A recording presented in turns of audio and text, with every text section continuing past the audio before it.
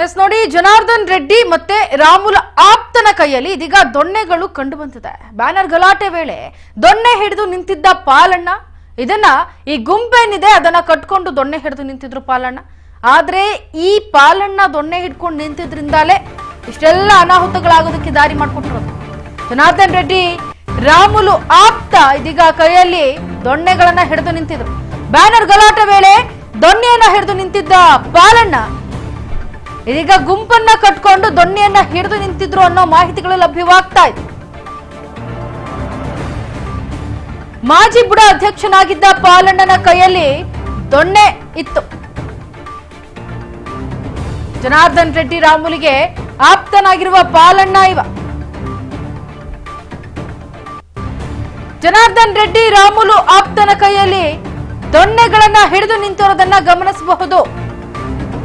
Banner ಗಲಾಟೆ ವೇಳೆ ದೊಣ್ಣೆ ಹಿಡಿದು ನಿಂತಿದ್ದ ಪಾಲಣ್ಣ, ಗುಂಪನ್ನ ಕಟ್ಕೊಂಡು ದೊಣ್ಣೆ ಹಿಡಿದು ನಿಂತಿದ್ದ ಪಾಲಣ್ಣ. ಮಾಜಿ ಬುಡ ಅಧ್ಯಕ್ಷನಾಗಿದ್ದ ಪಾಲಣ್ಣ ಕೈಯಲ್ಲಿ ದೊಣ್ಣೆ ಇತ್ತು.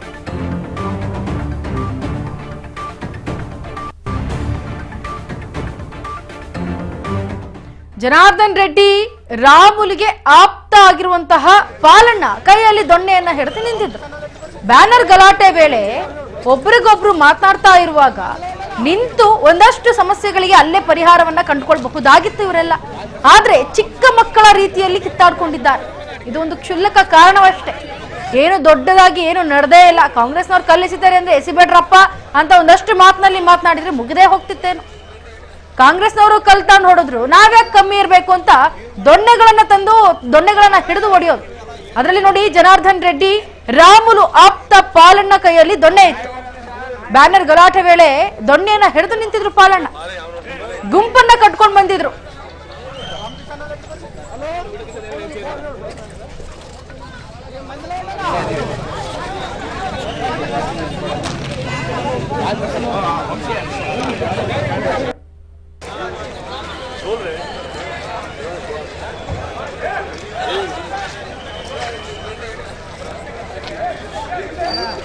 ನೋಡಿ, ಇದೀಗ ದೃಶ್ಯಾವಳಿಗಳಲ್ಲಿ ಗಮನಿಸ್ತಾ ಇದ್ದೀರಾ, ಜನಾರ್ದನ್ ರೆಡ್ಡಿ ಬೆಂಬಲಿಗ ಪಾಲಣ್ಣನ ಕೈಯಲ್ಲಿ ದೊಣ್ಣೆ ಇದೆ, ಜೊತೆಗೆ ಒಂದು ಗುಂಪು ಕಟ್ಕೊಂಡು ಬರ್ತಾ ಇರೋದನ್ನ ನೀವು ಗಮನಿಸ್ತಾ ಇದ್ದೀರಾ ದೃಶ್ಯಾವಳಿಯಲ್ಲಿ. ಏನ್ ಬ್ಯಾನರ್ ಗಲಾಟೆ ಆಯ್ತು ಆ ಸಂದರ್ಭದಲ್ಲಿ ಚಿತ್ರೀಕರಣವಾಗಿರುವಂತಹ ವಿಡಿಯೋ ಇದು. ನಿಮ್ಮ ರಾಜ್ ನ್ಯೂಸ್ ಕನ್ನಡದಲ್ಲಿ ಒಂದೊಂದಾಗಿ ಸತ್ಯಾಸತ್ಯತೆಯನ್ನ ಅಳೆದು ವಿಡಿಯೋಗಳನ್ನ ತೋರಿಸಲಾಗ್ತಾ ಇದೆ, ಗಮನಿಸಿ. ಜನಾರ್ದನ್ ರೆಡ್ಡಿಯ ಬೆಂಬಲಿಗರಾದಂತಹ ಪಾಲಣ್ಣನ ಕೈಯಲ್ಲಿ ದೊಣ್ಣೆ, ಜೊತೆಗೆ ಗುಂಪು.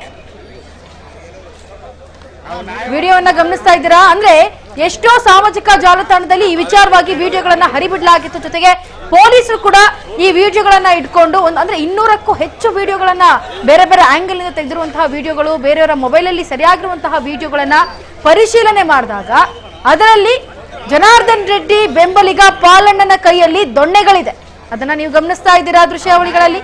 ಪಿಂಕ್ ಕಲರ್ ಶರ್ಟ್ ಹಾಕೊಂಡು ನಕ್ಕೊಂಡು ದೊಣ್ಣೆಯನ್ನ ಇಟ್ಕೊಂಡು ಒಂದಷ್ಟು ಜನ ಬೆಂಬಲಿಗರನ್ನ ಹಿಂದೆ ಹಾಕೊಂಡು ಅವ್ರ ಕೈಯಲ್ಲೂ ದೊಣ್ಣೆ ಇಟ್ಕೊಂಡು ಬರ್ತಾ ಇರುವಂತದ್ದು ಸಂಗತಿಗಳನ್ನ ನೀವು ಗಮನಿಸ್ತಾ ಇದ್ದೀರಾ. ಇದು ಉದ್ದೇಶ ಪೂರ್ವಕವಾಗಿ ರಾಜಕೀಯದಲ್ಲಿ ಆಗಿದ್ಯಾ ಅನ್ನೋ ಅನುಮಾನಗಳು ಕೂಡ ಮೂಡ್ತಾ ಇದೆ.